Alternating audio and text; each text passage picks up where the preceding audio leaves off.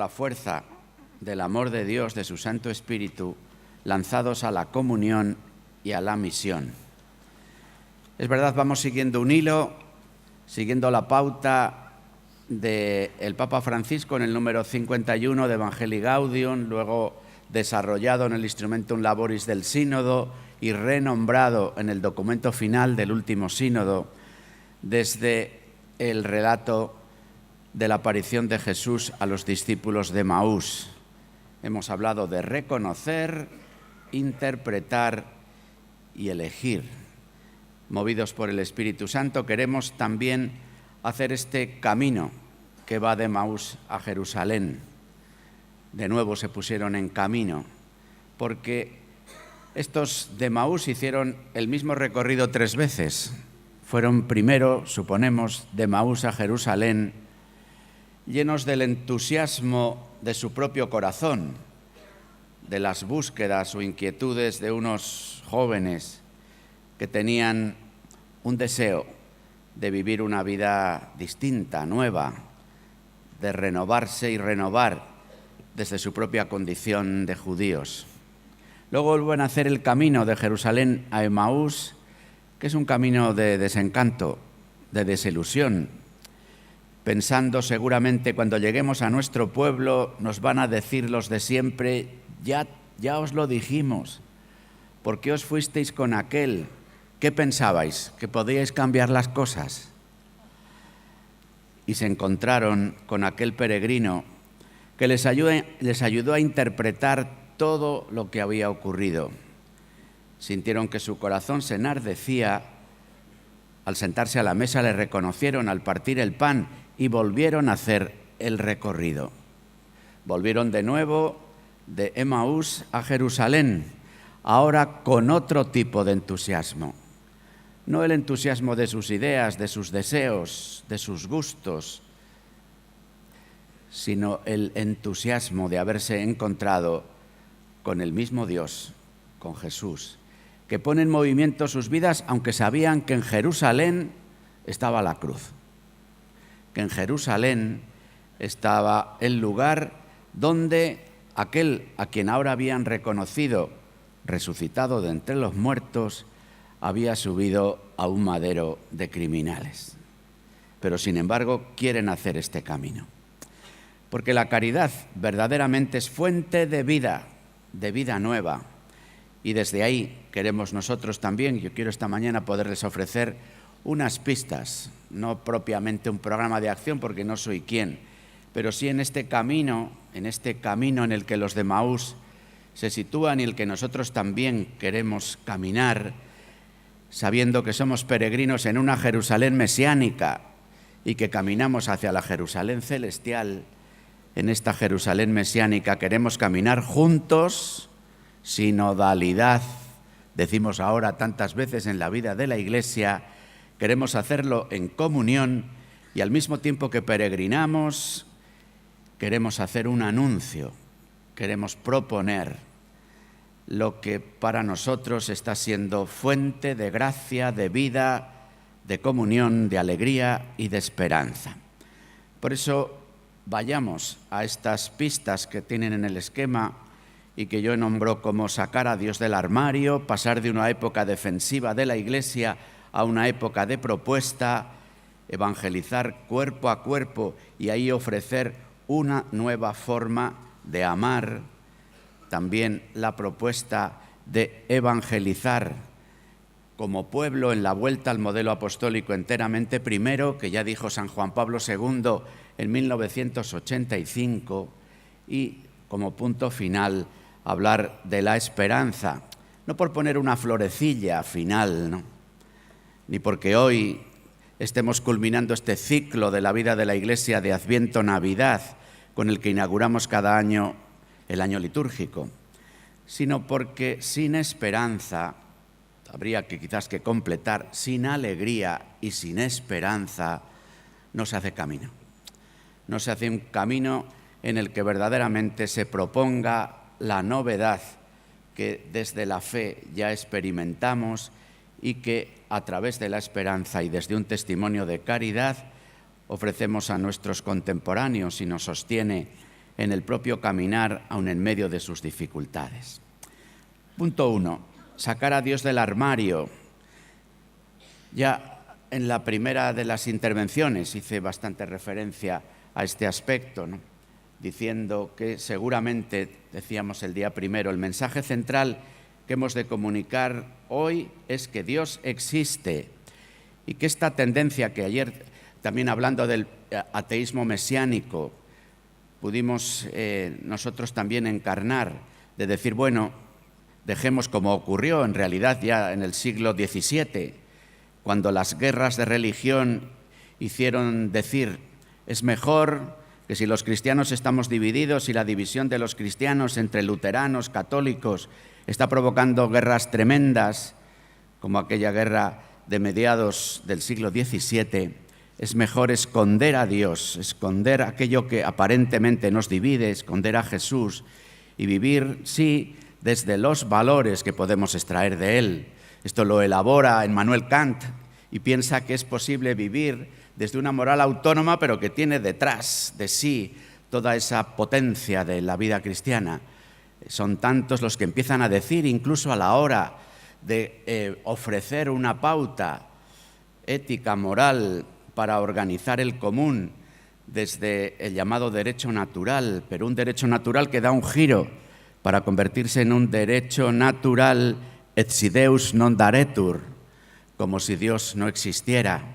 También incluso un personaje tan benemérito, un mártir de la Iglesia cristiana del siglo XX como es Dietrich Bonhoeffer, también en sus cartas de resistencia y sumisión nos dice, de alguna manera, no en su búsqueda, en su momento tremendo, a pesar de vivir una fe confesante, una fe que le lleva al martirio, que es preciso hacer un ejercicio, seguramente lo dice en claves distintas a las de Grocio, cuando habla de derecho natural et si Deus non daretur, pero que también hemos de aprender a vivir como si Dios no existiera.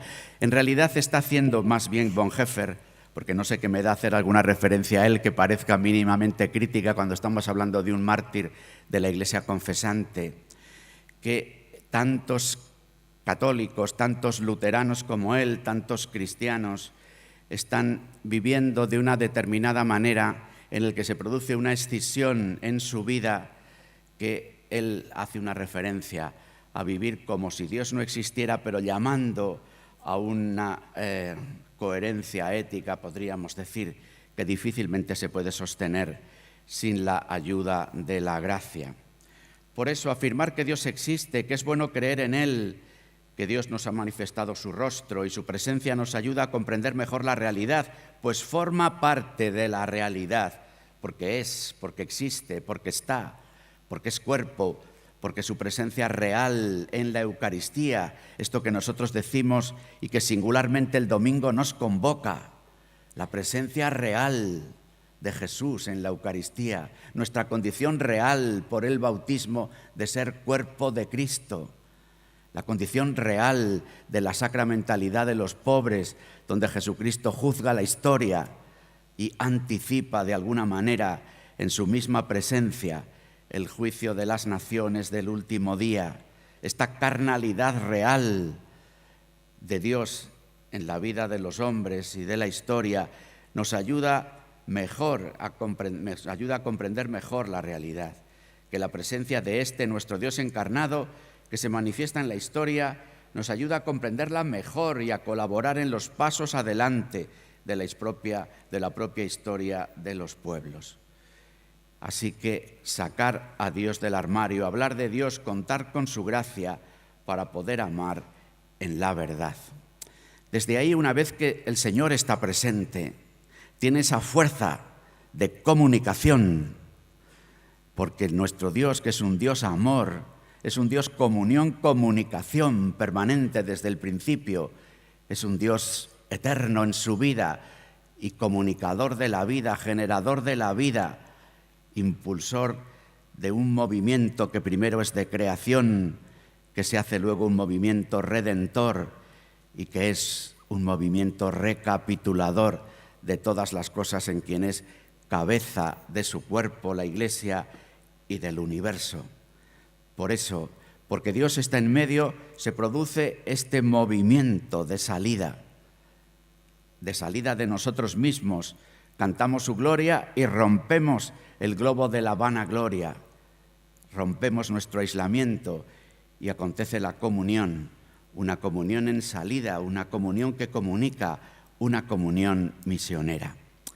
Por eso, amigos, estamos llamados a pasar de una época defensiva de la Iglesia a una época de propuesta, que tiene también que ver con lo que comentábamos ayer en la tarde y que el propio Papa Francisco, ya desde un texto que yo leía yo en la mañana, nos está proponiendo: el anuncio de lo esencial, del querigma, el no entretenernos en las cuestiones de las que discutimos, que se derivan de las encarnaciones culturales, históricas, políticas, del propio Evangelio y de las resistencias que el propio Dios y el Evangelio provocan en tantos de nuestros contemporáneos, en realidad como la resistencia que en el enemigo, en el príncipe de la tiniebla y de la mentira, suscita también desde la primera hora. Estamos llamados a ofrecer, como se suele decir ahora, también sin complejos, sin miedo y al mismo tiempo de una manera humilde, el Evangelio, el Señor, Dios. La secularización pone punto final, bueno, quizás sea mucho decir, a conflictos relativamente superfluos en las que tantas veces nos hemos debatido y dividido en el interior propio de la Iglesia. Estos debates que por otra parte han ocurrido en el posconcilio, pero que son antiguos porque aparecen y reaparecen en la vida de la Iglesia y que nosotros hemos dado en llamar en este último tiempo entre progres y carcas, entre los de la adoración del Santísimo y los de las causas de la justicia, nos hacen tanto daño y por otra parte son tan reduccionistas, nos envuelven en falsos dilemas, en debates superfluos. Por eso nos urge este momento a poner más el acento sobre lo esencial, al tomar conciencia de encontrarnos con un tipo humano que ya no es heredero de la cristiandad, un hombre, una mujer, un chaval, una chavala, que ya no conoce el cristianismo, casi ni de oídas. Es necesario liberarnos de la idea enormemente falsa de que la fe ya no tiene nada que decir a los hombres de hoy, porque contradice el concepto humanista que tantos contemporáneos tienen de la razón y de la libertad.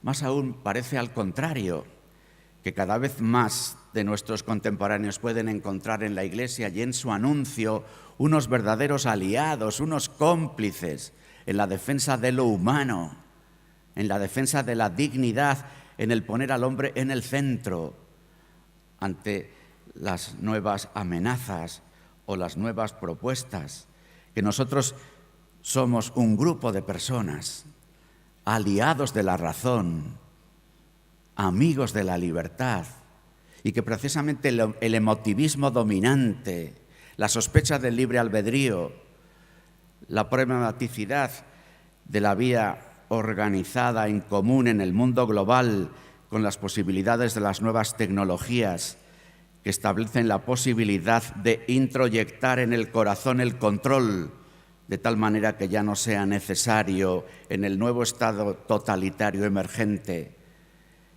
ofrecer controles exteriores que todavía tantos hermanos nuestros de lo que solemos llamar el sur del planeta sí que viven en guerras, en dictaduras sangrantes.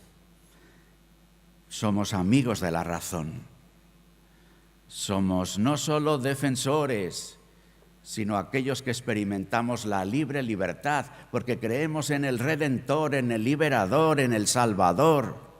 No tenemos miedo a la libertad, no tenemos miedo a la razón y queremos humildemente, eso sí, esta es la novedad del tiempo, es que vamos poco a poco aprendiendo, aunque es evidente que no lo hemos aprendido del todo, que no es el poder el mejor aliado de la gracia, que no es el poder el mejor aliado para anunciar el Evangelio, sino que queremos humildemente, sostenidos en la fuerza de su gracia, poder ofrecer como una propuesta razonable y razonada, como una propuesta que al mismo tiempo nos desborda, que va más allá de las posibilidades de la misma razón, un camino en el que la libertad no sospeche del amor, en el que el amor sea percibido como el desciframiento último, pleno de la libertad, como una experiencia de alegría que nace precisamente de haber descifrado la libertad como amor que se entrega, como amor sacrificado. Así estamos llamados, siguiente punto, punto tercero, a una pastoral cuerpo a cuerpo, también lo hemos venido diciendo. Puesto que la comunicación en la Iglesia y de la Iglesia precisa un sujeto personal y comunitario, precisamos para anunciar el Evangelio una comunicación cuerpo a cuerpo que sea acompañada por la realidad de un pueblo visible. No construyamos ahora de nuevo un falso dilema entre lo que puede ser, que hoy subrayamos tanto, el acompañamiento personal, la pastoral cuerpo a cuerpo, la escucha de cada uno, el mirar a cada rostro, el ir más allá de las afirmaciones de los colectivos. Digo, que no sea esto un decir, no tienen importancia las comunidades, no tienen importancia los equipos, no tienen importancia los grupos, no tiene importancia el pueblo. Al contrario, precisamente por nuestra antropología personalista, relacional, trinitaria, que afirma uno y tres, es precisa una evangelización cuerpo a cuerpo, sí, que sea además acompañada por la realidad de un pueblo visible.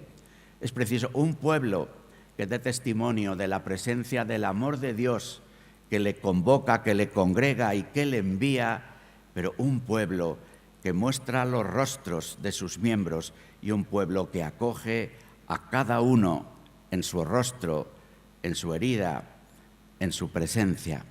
Cuerpo a cuerpo, con lo que expresa de escucha, diálogo y cercanía, para tratar de descubrir las posibilidades de encuentro que la otra persona, quizás embebida del adversario, del enemigo, manifiesta en su búsqueda y que abre la oportunidad de ofrecer aquello que es nuestro tesoro escondido. Pero en la relación cuerpo a cuerpo, en la relación de un pueblo que se aproxima a las realidades de las personas y que acoge en su propio seno a los que se va encontrando en el camino, especialmente a los que están en las cunetas del camino, es muy importante ofrecer el amor nuevo y libre del Señor. Por eso, en la relación cuerpo a cuerpo, es preciso que seamos capaces de mostrar una categoría del amor que es genuinamente cristiana. En la jerga de la vida cristiana, por ejemplo, del bautismo, es la dimensión sacerdotal. La dimensión sacerdotal que tiene que ver con el haced de la Eucaristía. Fijaros que en la Eucaristía, en el que vivimos el indicativo del amor de Dios que se nos ofrece, desde ese indicativo se nos ofrecen dos imperativos. Haced, id. Haced, id. En el id final, en el id en paz, del final de la Eucaristía, somos enviados a la misión, en el anuncio de la palabra, en el servicio a los pobres, en el trabajo por la justicia. Pero el haced no se refiere tanto a una actividad, sino se refiere a la característica, al color, a la manera, al estilo en el que hemos de realizar nuestro id, nuestras tareas, nuestra misión, nuestros ministerios, nuestra vida militante en medio del mundo. El haced hace referencia a la condición sacerdotal de todos los bautizados y que el ministerio sacerdotal en el que Jesús el Cristo se hace presente entregándonos su propio cuerpo nos muestra lo que significa una vida sacerdotal, es decir, una vida que descifra el amor como sacrificio, una vida en el que vivimos un amor que no tenemos, porque el amor del corazón humano es un amor de correspondencia, es un amor que de una u otra forma piensa en lo que recibe a cambio o que se mueve porque ha recibido algo primero, cuando además vivimos nuestra forma de amar en una sociedad tan ahormada por lo que significa el mercado capitalista, nuestra manera de vivir el amor como correspondencia queda tan reforzada, ¿no? Pero Jesús nos ofrece un amor nuevo, un amor libre. Pero este amor nuevo y libre, que parece algo para ser cantado en una canción romántica, sin embargo es algo dramático, porque este amor nuevo y libre es el amor que se descifra como sacrificio, como ofrenda de sí. Haced esto, mi cuerpo por vosotros, mi sangre derramada por vosotros, por todos los hombres. Es necesario ayudar a comprender desde el testimonio que el amor es una palabra y una experiencia que precisa para poder despertar lo que en el otro hay de secreto deseo de verdadero amor, una experiencia en el cuerpo a cuerpo de ser ofrecido el amor como sacrificio, es decir, como ofrenda de sí para el encuentro con el otro. Fijaros que hay un primer sacrificio para el cuerpo a cuerpo, para el acompañamiento, que es el sacrificio del tiempo, que es el sacrificio de estar dispuesto para poder acoger a otra persona, para poder escucharla, a renunciar a mi tiempo. Yo percibo esto, ahora hablo del ministerio sacerdotal.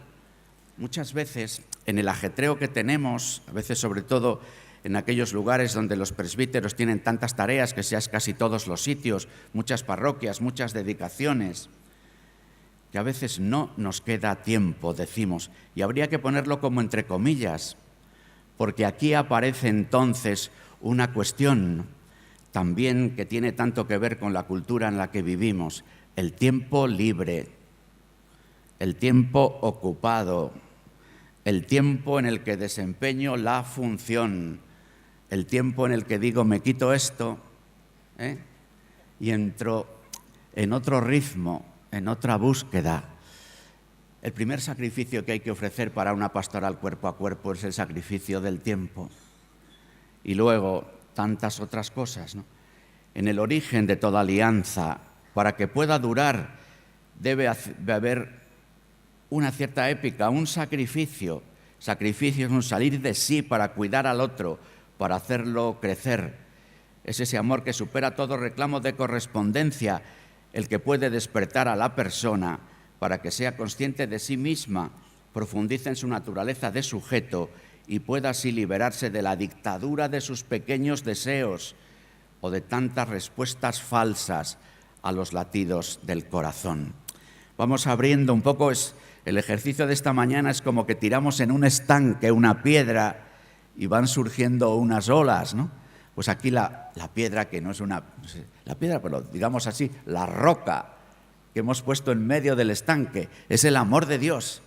Y entonces desde ahí va difundiéndose en todo el estanque, en todo el océano de nuestra existencia, un conjunto de ondas que nos lanzan, una época de propuesta, una pastoral cuerpo a cuerpo que pide sacrificio, y es preciso descifrar esta nueva forma de amar, punto cuarto, porque es una caridad que va más allá de los límites de la razón secular y del sentimentalismo.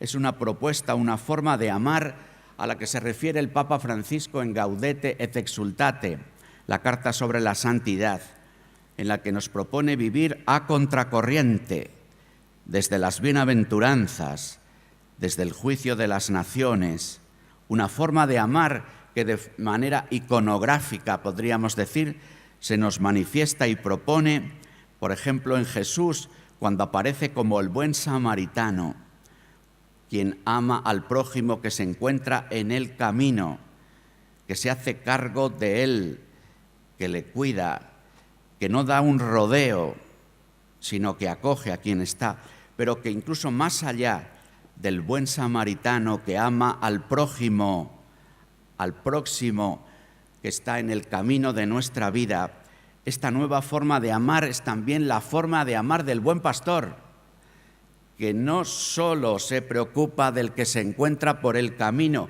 sino que sale y busca la oveja perdida, sino que da la vida. Y así, esta nueva forma de amar, el Señor la expresa en su mandamiento nuevo, que os améis unos a otros como yo os he amado. Esta nueva forma de amar que hace que sea posible que germine la novedad en una espiritualidad de encarnación y apostólica para amar con los sentimientos de aquel a quien se le conmovían las entrañas al vernos como ovejas sin pastor. Seamos amigos testigos públicos de la validez del Evangelio en la unidad de la Iglesia para todos los hombres.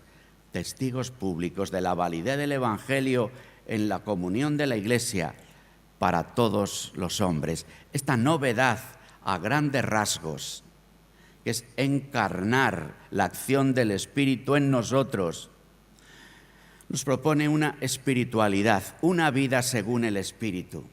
Recordad aquí los textos de Pablo, tanto en la carta a los Romanos en el capítulo 8 como en la carta a los Gálatas en el capítulo 5, en el que hace esa contraposición entre vivir según el Espíritu y vivir según la carne, entre vivir según los dinamismos del propio corazón o vivir este amor que hemos de recibirle, porque es un amor loco, es un amor desmedido, es un amor que no habíamos conocido. Por eso incluso la primera generación cristiana tiene que buscar una palabra para poder hablar de este amor, porque no les vale decir eros, no les vale decir filía, no les vale decir estorgué.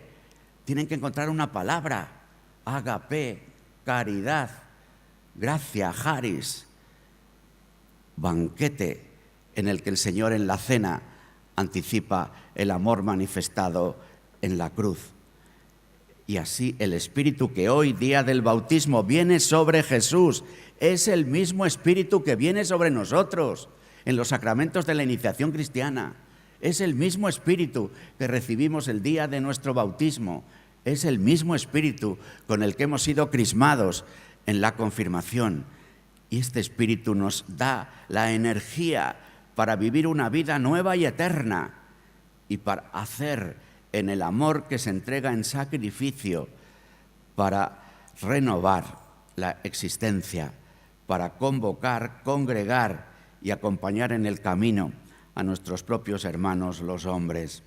Claro que para poder vivir según el Espíritu en la carne, para poder vivir según el Espíritu, es preciso purificar el corazón, porque nuestro deseo, el deseo del corazón, que es una energía que el Señor ha puesto precisamente para que salgamos de nosotros, para que vayamos a Él y yendo hacia Él, vayamos en el camino hacia los hermanos, sabemos bien de la ambigüedad del deseo, que se cierra sobre sí y que se le da como la vuelta al calcetín del corazón, y siendo el deseo algo para salir, es vivido como algo para atrapar. El deseo se hace apropiación y para defender lo apropiado el deseo se hace mentira. Por eso es preciso purificar el deseo de la apropiación y de la mentira, cosa que no podríamos hacer por nuestras solas fuerzas, sino que precisamos desplegar el bautismo, vivir nuestra vida como vida bautismal, como compromiso bautismal, que va más allá del compromiso temporal, por hablar algo que es tan genuino de la vocación de los laicos, y que en las búsquedas que sobre todo en el siglo XX la Iglesia ha tenido a la hora de cómo expresar lo que significa ser Iglesia en el mundo, hemos hablado de estas categorías, pero en realidad todo nace del bautismo, una gracia que ha de ser encarnada. Por eso la espiritualidad cristiana, que como su propio nombre indica, dice del Espíritu Santo, siendo vida según el Espíritu, es vida según el Espíritu en la carne, no según la carne, pero sí en la carne. Por eso espiritualidad de encarnación.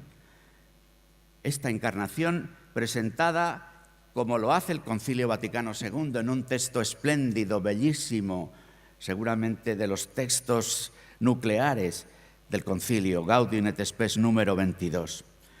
Jesucristo trabajó con manos de hombre, pensó con inteligencia de hombre, obró con voluntad de hombre, amó con corazón de hombre.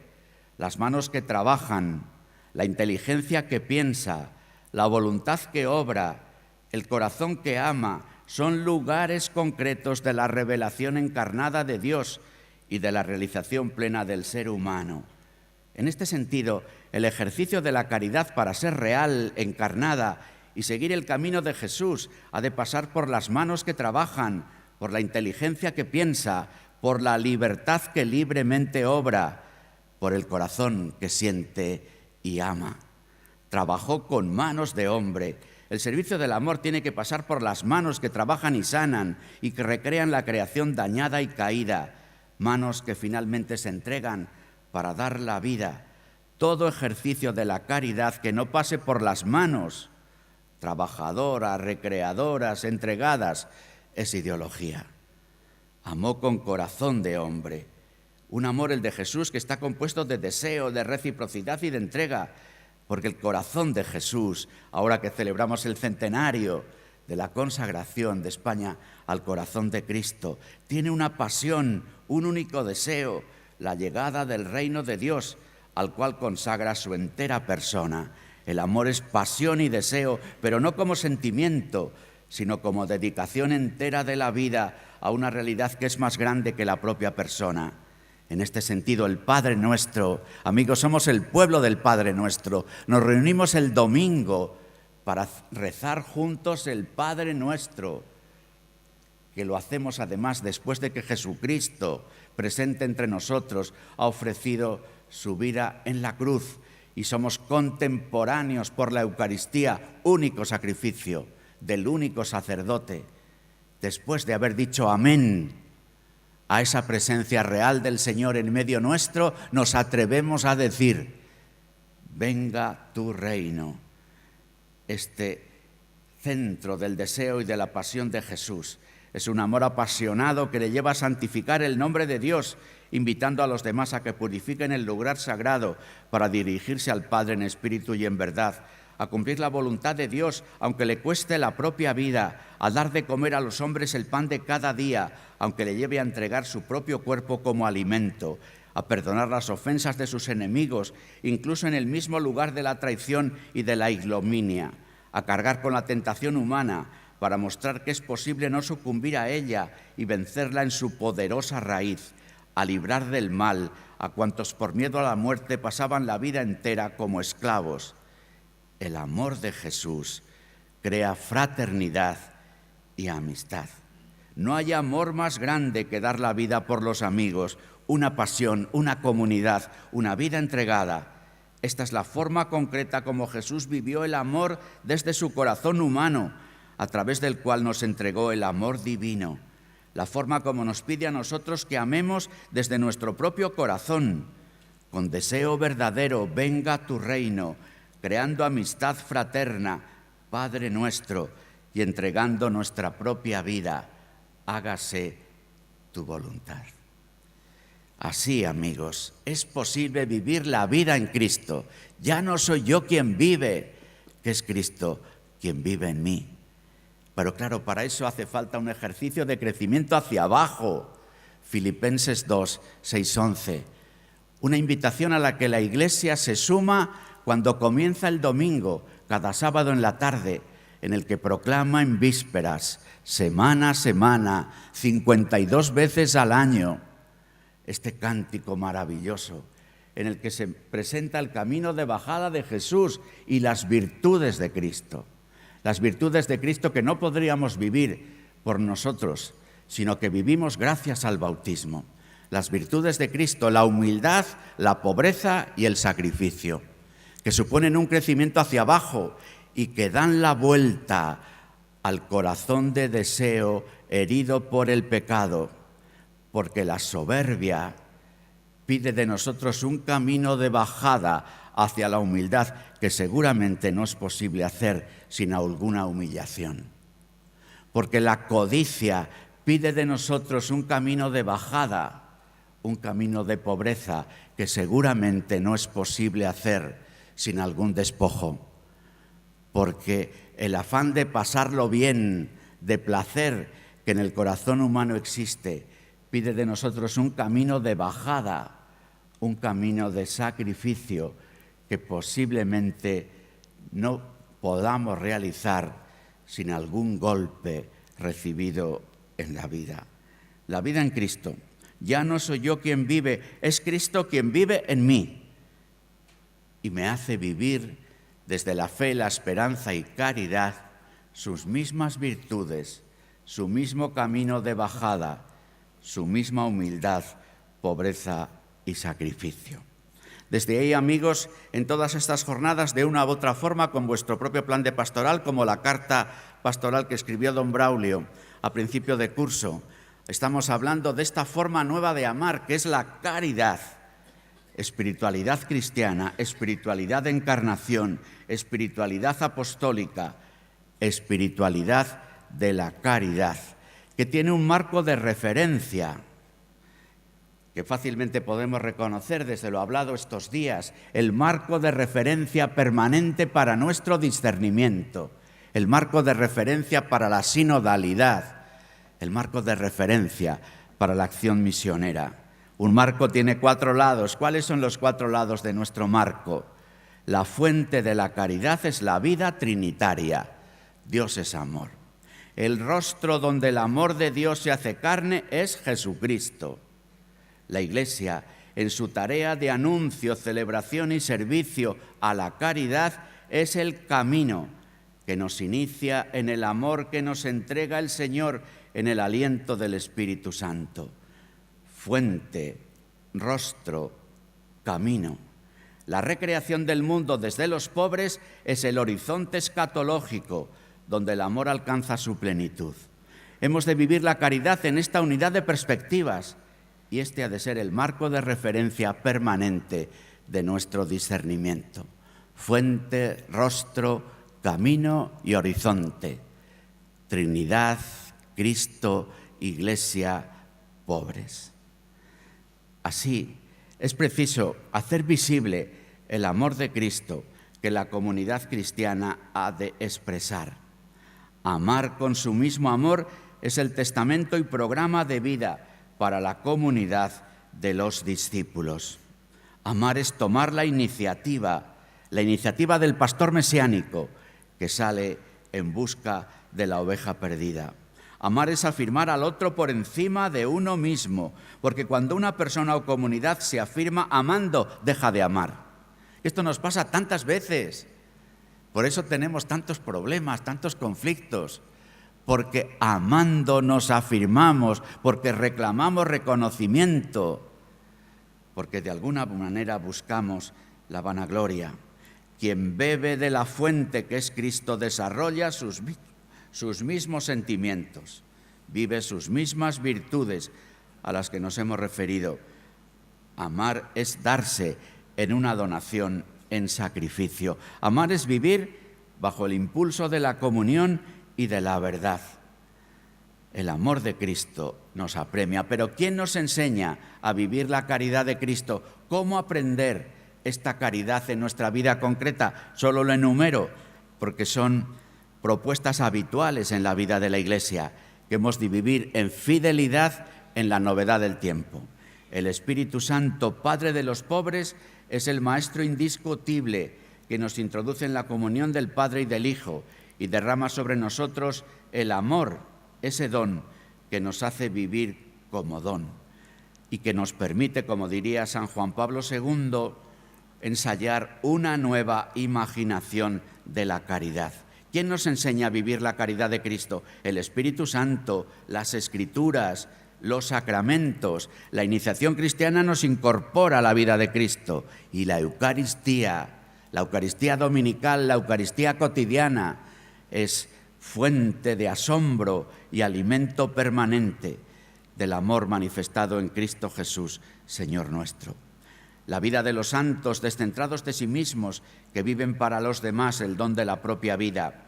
La comunidad de los discípulos, la Iglesia, que también, volviendo a citar a Juan Pablo II, en Novo Milenio Ineunte, en el número 43, que hace de la Iglesia la casa y la escuela de la comunión. ¿Quién nos enseña a vivir la caridad de Cristo? Los pobres y sencillos son también nuestros maestros que se convierten en mensajeros de la voz y de la presencia de Dios. También los pastores, según el corazón de Jesús, porque nuestra principal misión es iniciar a los hombres al encuentro del acontecimiento de la caridad, tal y como se ha manifestado en Cristo. Toda la comunidad ha de ser iniciada en este amor tan nuevo, tan libre, tan asombroso. ¿Cómo aprender a amar así, amigos? La oración en el marco de la alianza, es decir, que no se limita a pedir para sí mismo, sino que arranca de la historia del amor de Dios a su pueblo. La educación de la mirada y del oído, porque los falsos dioses ni ven ni oyen, tampoco los ricos ven los rostros que les salen a su encuentro. Dios ve y oye los gritos del forastero, del huérfano y de la viuda. Jesús mira, oye, baja, interviene, no pasa de largo delante de la miseria humana. Ve y oye con las entrañas. Lo decía Benedicto XVI en Caritas in Veritate. La caridad es un amor que ve, una educación de la mirada y del oído. El principio educativo de la comunión, una vez más, la referencia a la comunidad de los discípulos. Decía Juan de Ávila que para una manera de expresar y de aprender a amar como amaba Jesús es hacerse del bando de los pobres. La cercanía y atención de los pobres es indispensable, pero no basta.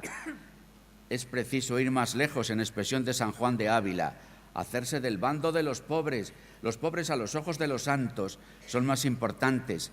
Jesús, siendo rico, se hizo pobre, y el reciente magisterio de la Iglesia también nos convoca en este mismo camino. Por eso tenemos que actuar de tal manera que los pobres en cada comunidad cristiana se sientan como en su casa. Fijaros lo que Francisco está queriendo con esta Jornada Mundial de los Pobres que hacemos ahora en noviembre, antes de la fiesta de Cristo Rey, tratando de recuperar de alguna forma lo que significa el reinado social de Cristo, no hecho acontecimiento ideológico, sino forma nueva de relacionarnos. En la Jornada Mundial, el Papa nos pide que nos sentemos de tú a tú con nuestros hermanos los pobres, porque reconozcámoslo de una forma u otra. Nuestras acciones caritativas siempre suponen un cierto desequilibrio entre el que ayuda y el que es ayudado, entre el que viene a Cáritas y los que desde Cáritas hacemos presente a la Iglesia, que ayuda pero que pide rellenar una ficha, que pide el seguimiento de un protocolo, que de alguna forma negocia la propia ayuda, porque seguramente tenga que ser así, pero de alguna forma también se nos está pidiendo una novedad que rompa el desequilibrio y que nos suponga ponernos en otra dimensión. Así, el propio Papa en Evangelii Gaudium, hablando de la evangelización, de la salida misionera y de la dimensión social del querigma, casi en el corazón mismo, en el centro de Evangelii Gaudium, cuando habla de los pobres, dice que no habría mayor desprecio para los pobres que no ofrecerles al Señor, que esta sea la principal donación que hagamos, haciendo verdad lo que Pedro, el apóstol, ya hizo en el primer momento: no tengo oro ni plata, pero te ofrezco al Señor. ¿Cómo aprender a amar? La oración, la educación de la mirada, la comunión, hacerse del bando de los pobres, la intercesión y la acción organizada. El amor al prójimo, enraizado en el amor de Dios, es ante todo una tarea para cada fiel, pero lo es también para la comunidad eclesial, y eso en todas sus dimensiones, desde la comunidad local a la Iglesia particular, hasta abarcar a la Iglesia universal en su totalidad. También la Iglesia, en cuanto comunidad, ha de poner en práctica el amor. En consecuencia, el amor necesita también una organización como presupuesto para un servicio comunitario ordenado, dice Benedicto XVI en Deus Caritatis número 20. Pero ¿quién ha de encarnar este amor? Hemos de encarnar este amor como pueblo, siendo la Iglesia y todos sus miembros. Por eso desde aquí, desde este ¿quién ha de encarnar este amor?, que es una misión de toda la Iglesia, paso al punto quinto, la vuelta al modelo apostólico enteramente primero, para ver cómo el momento que vivimos seguramente está pidiendo de la vida de la Iglesia tener en cuenta cómo nos dibuja los evangelios, especialmente en la tradición sinóptica, la vida de Jesús. Jesús, los 12, los 72, la muchedumbre, los pobres. Esta podría ser como la planilla de nuestra comunidad eclesial. Jesús en medio, Jesús siempre, Jesús camino, verdad y vida, Jesús el esposo, Jesús la cabeza, Jesús el pastor. Y en torno a Jesús, los 12, que son inmediata presencia sacramental a través de la humilde mediación del ministro ordenado, de Jesús pastor, Jesús cabeza, Jesús esposo. Los 12, el obispo y su presbiterio, que comulgan en unidad de consagración y misión el carisma de los 12. Es el grupo que actúa en la persona de Cristo cabeza, prestando al Señor su voz, sus manos, sus pies, para que el Señor como primogénito se haga presente Él mismo y se dé Él mismo en todo su amor, en la fracción del pan, en el anuncio de la palabra y en los caminos del servicio. Los 72. Seguramente sea uno de los desafíos más grandes de nuestras iglesias diocesanas, articular a los 72, es decir, a este pueblo cercano, a los que participan habitualmente en la Eucaristía del domingo, en los diversos ministerios eclesiales, como catequistas, en Cáritas, en los grupos de liturgia, en las diversas realidades comunitarias de nuestras parroquias, de nuestras diócesis, los 72, para ser también enviados, para ser presencia de la Iglesia en el mundo, para ser confesores de la fe, viviendo la caridad política en medio del mundo. Los 12 y los 72. Desde los 12 y los 72 siempre aparecen algunos hermanos de la especial consagración, que seguramente en esta hora de la historia y en el momento actual que vive la vida de especial consagración, han de releer sin renunciar su propia exención, el significado de caminar en medio de una iglesia, de ser un grupo misionero con los 12 y con los 72, para poder dibujar como en un tiempo misionero la iglesia, para realizar una plantatio ecclesiae en este tiempo en el que un grupo, en el que hay un presbítero, en el que hay unos matrimonios, en el que hay alguien de la vida consagrada, presenta la realidad de la Iglesia y la siembra en un lugar concreto. Los 12 y los 72 y la muchedumbre, tanta gente que entra y sale, la muchedumbre que a veces llena nuestros templos en las exequias, la muchedumbre que viene el día de la fiesta del pueblo, la muchedumbre que llama a las puertas de Cáritas o que pide servicios religiosos de acá para allá, la muchedumbre que se acerca a pedir sacramentos de iniciación cristiana, la muchedumbre que empieza a ser más pequeñita, que pide el sacramento del matrimonio, la muchedumbre, esa realidad de personas que entran y salen, que piden de nosotros cercanía, el cuerpo a cuerpo del que hablábamos antes, el acompañar y el poner en práctica, lo vuelve a decir el Instrumentum Laboris del Sínodo, que habla de reconocer, interpretar, elegir en dos momentos, uno en general para estructurar el documento y otro, precisamente cuando habla del acompañamiento de los jóvenes, dice cómo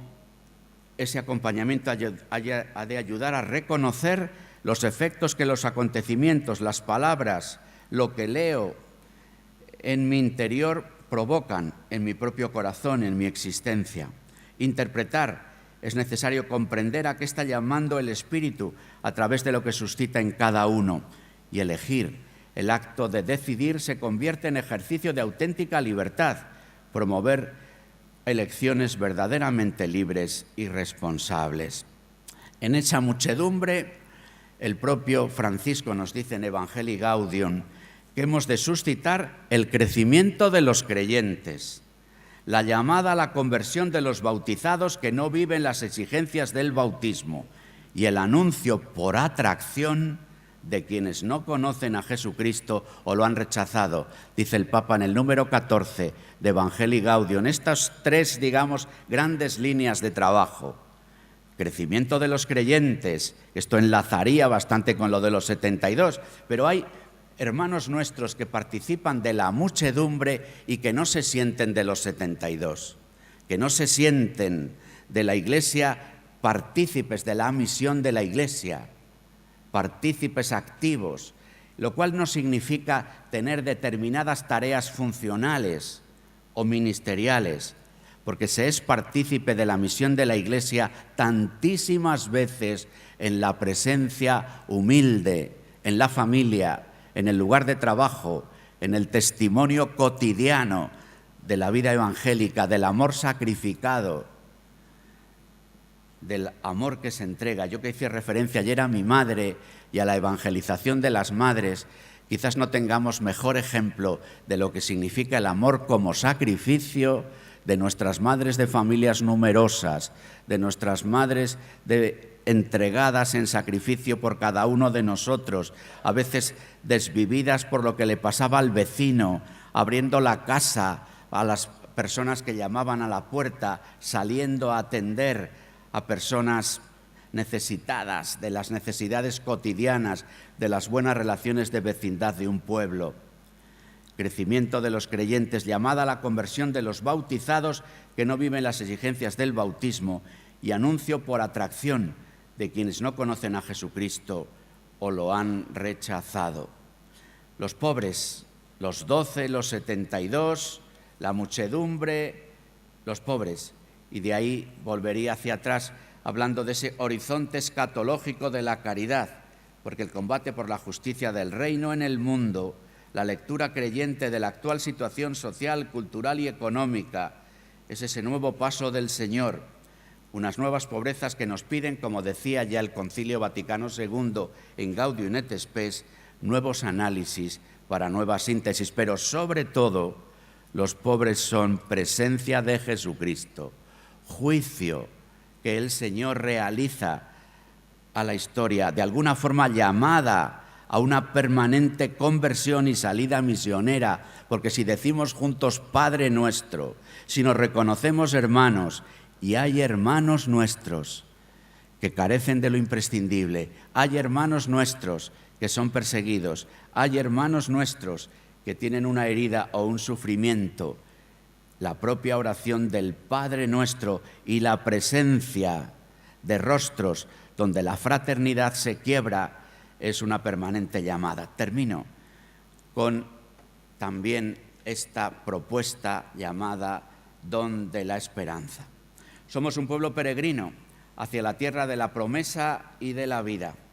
Esperamos la segunda venida del Señor y nuestra vida viene marcada por Adviento.